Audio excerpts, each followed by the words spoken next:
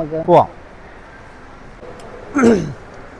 അപ്പം നമ്മൾ കൂലി കണ്ടിറങ്ങിയിരിക്കുകയാണ് സുഹൃത്തുക്കളെ.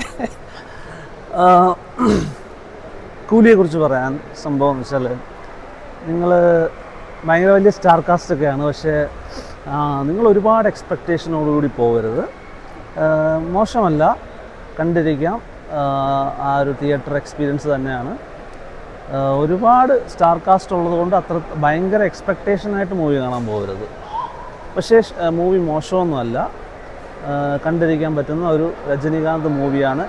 പിന്നെ സത്യം പറഞ്ഞാൽ ഇതൊരു സൗബിൻ സിനിമ എന്ന് വേണമെങ്കിൽ പറയാം, സൗബിൻ സാറിൻ്റെ ഒരു പടമാണെന്ന് വേണമെങ്കിൽ പറയാം. അപ്പോൾ കുഴപ്പമില്ല, തീരെ മോശമല്ല, ഒരു ആവറേജ് ഒരു നല്ല മൂവിയാണ് തന്നെയാണ്. പിന്നെ ഒരുപാട് എക്സ്പെക്റ്റേഷനോടുകൂടി പോകരുത്, അത്രേ എനിക്ക് പറയാനുള്ളൂ. സ്റ്റാർ കാസ്റ്റ് കണ്ട് നിങ്ങൾ ഒരുപാട് എക്സ്പെക്റ്റ് ചെയ്ത് പോകരുത്. വേറെ കുഴപ്പമൊന്നുമില്ല, കണ്ടിരിക്കാം. എനിക്ക് ഇഷ്ടപ്പെട്ടോ എന്ന് വെച്ചാൽ എനിക്ക് ഇഷ്ടപ്പെട്ടു മൂവി, കുഴപ്പമൊന്നുമില്ല. എൻ്റെ അഭിപ്രായം പറയുകയാണെങ്കിൽ സിനിമ ഓവറോൾ നമുക്ക് ജസ്റ്റ് കണ്ടിരിക്കാം, ബോറടിക്കത്തില്ല. BGM ബാക്ക്ഗ്രൗണ്ട് സ്കോറൊക്കെ നല്ലതാണ്, പാട്ടുകളൊക്കെ നല്ലതാണ്.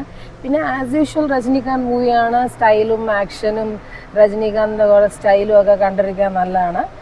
ആസ് യൂഷ്വൽ എക്സ്പെക്റ്റഡ് സ്റ്റോറിയാണ്, ഒരു തവണ ബോറടിക്കാതെ കാണാം, അത്രയാണ് എനിക്ക് തോന്നിയത്.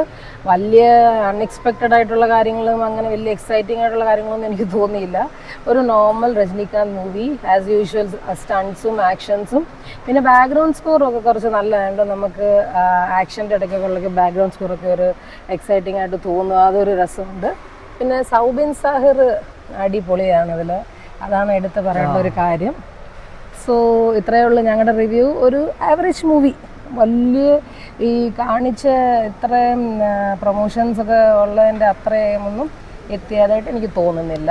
അതെ അതെ, സത്യം പറഞ്ഞാൽ സൗബിൻ സാർ ആണ് ഇതിൽ actually Rajinikanth is also good, but Soubin Shahir ആദ്യമായിട്ട് തമിഴിൽ ചെയ്യുന്ന പടവും ആൻഡ് വിത്ത് രജനീകാന്ത്, അതും സാധാരണ രജനീകാന്തിന്റെ മൂവിയിൽ ഒരു വേറൊരു മലയാളി ആക്ടർ ഇത്രയും ഷൈൻ ചെയ്ത് ഞാനൊരു വേറൊരു മൂവി കണ്ടിട്ടില്ല.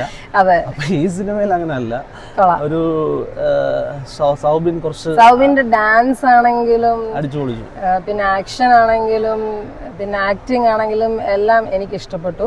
പിന്നെ രജനീകാന്ത് ആസ് യൂഷ്വൽ എല്ലാ മൂവിയിലെ പോലെ തന്നെ സ്റ്റൈലും ആക്ഷനും സ്റ്റണ്ടും കാര്യങ്ങളും ആൻഡ് സ്റ്റോറി ലോകേഷ് കനകരാജിന്റെ ആണെന്ന് പറഞ്ഞിട്ട് എനിക്ക് വലിയ അൺഎക്സ്പെക്ടഡ് അല്ലെങ്കിൽ എക്സൈറ്റിംഗ് സ്റ്റോറി ആയിട്ടൊന്നും തോന്നിയില്ല. യൂഷ്വൽ സ്റ്റോറി അതിന്റെ തന്നെ അതേപോലെ തന്നെ സീക്വൻസ് വരുന്നുണ്ട്. പിന്നെ അത്രയൊക്കെ ഉള്ളു. പിന്നെ അമീർ ഖാൻ വരുന്നുണ്ട് ഒരു ക്യാമിയോ. പിന്നെ അമീർ ഖാന്റെ ലാസ്റ്റ് എനിക്ക് കുറച്ച് ഇഷ്ടപ്പെട്ടു, ബിക്കോസ് ആമീർ ഖാൻ കുറച്ച് കോമഡി ഒക്കെ ചെയ്തപ്പോ എനിക്ക് ആസ് യൂഷ്വൽ എനിക്ക് അമീർ ഖാനെ ഇഷ്ടമായോണ്ട് എനിക്ക് അമീർ ഖാന്റെ സീക്വൻസ് കുറച്ചൊന്നും ഇഷ്ടപ്പെട്ടു. അതിനെ കുറിച്ച് കൂടുതലൊന്നും പറയുന്നില്ല, അത് നിങ്ങൾ പോയി കണ്ടിട്ട് തീരുമാനിക്കാം. ഒരു ആവറേജ് പടം, അല്ലാതെ വലിയ എക്സ്പെക്ടേഷൻ വെച്ചൊന്നും സിനിമ കാണാൻ പോവല്ലേ. ടൈം പാസ് ചെയ്യാനാണെങ്കിൽ ഞങ്ങൾക്ക് വേണമെങ്കിൽ ഒരു തവണ പോയി കാണാം, അത്ര തന്നെ. ആവറേജ് മൂവിയാണ്, എല്ലാവരും ഓർത്തോളൂ. ഇത്രേ പറയാനുള്ളൂ. ഇത്രയും വലിയ സ്റ്റാർ കാസ്റ്റ് ആണ്, അപ്പൊ നിങ്ങൾ ഒരുപാട് ഈ ഇത്രയും വലിയ സ്റ്റാർ കാസ്റ്റ് ഉണ്ട്, അതുകൊണ്ട് തന്നെ അത്ര എക്സ്പെക്ട് ചെയ്ത് ആ ഒരു ഇതില് മൂവി കാണാൻ പോകരുത്. എല്ലാം എക്സ്പെക്ടഡ് കാര്യങ്ങൾ തന്നെയാണ്. തിയേറ്ററിൽ ബോറൊന്നും അടിക്കത്തില്ല, അത്രേ ഉള്ളൂ. പടമൊന്നും അല്ല, പക്ഷെ നല്ല കുഴപ്പമില്ല, ബോറടിക്കത്തില്ല. ബിക്കോസ് അതിന്റെ BGM ഒക്കെ നല്ലതാണ്, പിന്നെ കാസ്റ്റ് നല്ലതാണ്, അതുകൊണ്ട് ബോറടിക്കത്തില്ല. സ്റ്റോറീസ് എക്സ്പെക്ടഡ് ആണ്, ആവറേജ് മൂവിയാണ്, കുഴപ്പമൊന്നുമില്ല, കണ്ടിരിക്കാം. അപ്പൊ ഇത്രയേ ഉള്ളൂ ഞങ്ങളുടെ റിവ്യൂ കൂലിയുടെ. Bye bye, take care and please subscribe to Persian Malayali. Bye bye. അപ്പോൾ മറ്റൊരു മൂവിയുമായിട്ട് നമ്മൾ വീണ്ടും മൂവി റിവ്യൂവിൽ വരുന്നതാണ്. പേർഷ്യൻ മലയാളി എന്ന് പറയുന്ന ഈ ചാനൽ സബ്സ്ക്രൈബ് ചെയ്യുക. അപ്പോൾ ഞങ്ങളാണിപ്പോൾ ഇവിടെ നിന്ന് അവസാനമായിട്ട് ഇറങ്ങുന്നത്, ബാക്കി എല്ലാവരും പോയി. അപ്പോൾ ഗുഡ് നൈറ്റ്. Good night.